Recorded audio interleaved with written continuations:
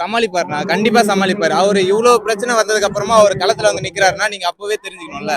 அவர் சமாளிக்க முடியாதுன்னு இருந்தாருன்னா அவர் அப்பவே ஸ்டேட்மெண்ட் கொடுத்துட்டு இருப்பாரு. பரவாயில்ல, என்னால இவ்வளவு பேர் இறந்துட்டேன் அப்படின்ற மாதிரி ஸ்டேட்மெண்ட் கொடுத்துருப்பாரு. அவர் இல்ல, என்ன இழந்தவங்களுக்கு நான் இப்படி வந்து செய்யணும் அப்படின்றதுல தெளிவா இருக்காரு அவரு. அவரோட நோக்கம் கரெக்டான நோக்கம். நீங்க யோசிச்சு பாத்தீங்கன்னா தெரியும். தம்பி தலைவர் தமிழ்நாட்டுக்கு முதலமைச்சரா வரணும், அதான் என்னோட ஆசை, லட்சியம், எல்லாமே கனவுலாம். நேர்ல பாத்தீங்களே? பாத்துட்டோம், ரொம்ப சந்தோஷமா இருந்துச்சு எங்களுக்கு. எங்க ஊருக்கு வந்ததுக்கு ரொம்ப சந்தோஷம். முருகரை பார்த்த மாதிரியே இருக்குது அவரை பாக்குறது. இப்ப வரது பிரச்சனை இல்ல, அவரு எலெக்ஷன்ல அவரை சிஎம்மா நம்ம ஆக்கணும், அதுதான் ஒரே லட்சியம் நம்மளுக்கு. ஐயோ ரொம்ப புல்ல இருக்குது உடம்பெல்லாம்.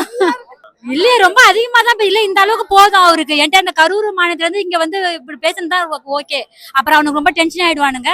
சோ இதுதான் நல்லது. அப்படியா இல்லையா அந்த மாதிரிலாம் தெரியல எங்களுக்கு. அவர் விஜய் மட்டும் தான் எங்களுக்கு கணக்கு தெரிஞ்சு, அவர் எதை பத்தி பேச எங்களுக்கு காதுல கேட்கல. ஆமாங்க சார். எல்லாத்துக்குமே தான் எங்க தம்பி வரணும் முதலமைச்சரா, அதுதான் எங்களோட கொள்கை, லட்சியம் எல்லாமே.